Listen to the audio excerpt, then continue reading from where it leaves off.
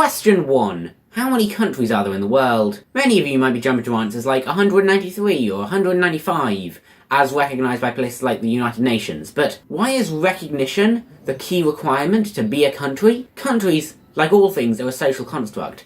Therefore, the definition of a country cannot be an objective truth. Yet, we say 193 in pop quiz questions like it is the objective truth, when it obviously isn't. And let's face it, recognition is a terrible metric to go on when we calculate the number of countries in the world. Somaliland is probably the most famous example of a country that exists, it absolutely exists, but nobody recognises it. Instead, a better metric to go off of would be sovereignty. Problem is, sovereignty is also very difficult to measure. I mean, what's your definition of sovereignty?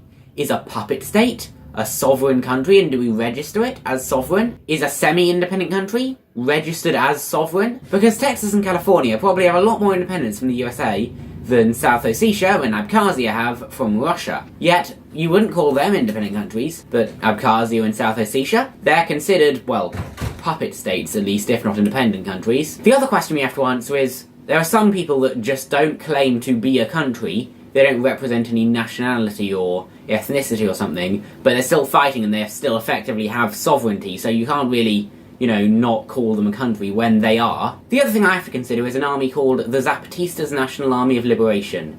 In 1994, they rose up against the Mexican government in eastern Chiapas, and they've been holding out ever since. But here's the thing, most countries give most of the power to the government at the top, and not much power to the grassroots at the bottom. The Zapatistas do the opposite.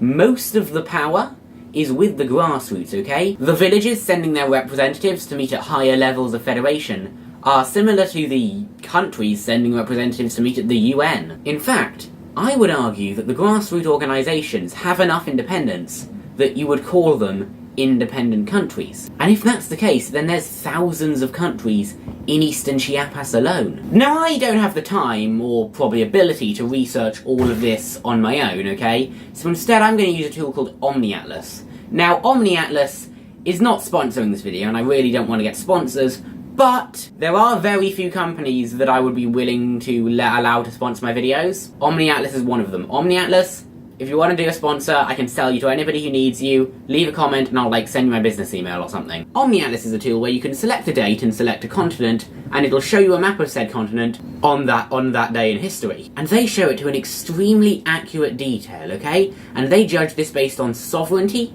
not recognition. However, there's a problem. Their patrons vote on which map they make next, and apparently their patrons don't much care about modern African politics, because they haven't updated the Africa maps since the 1960s. There are also multiple parties fighting in Syria and Lebanon, and they didn't give me enough of a close-up on those two locations, so I had to do a lot of my own research for not just Syria and Lebanon, but Africa as well. So I selected 2024, and went around all the modern-day countries on OmniAtlas.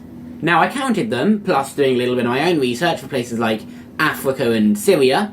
Now, I registered all semi-independents and puppet states as part of the countries, and I obviously had to just register US states as part of the USA, because I can't argue that they're independent countries, at least not in this video. But I couldn't research absolutely every group of people in Africa, so I put the most conservative estimate possible at 220, however it's obviously going to be more than that. But my really conservative estimate of 220 is, I'm almost certain, quite an undershoot. We have to accept that the world is a really complex place, and depending on how we define sovereignty, there could be over 300 sovereignties in the world. But we cannot simplify it down to the 193 countries plus 2 observer states recognised by the UN.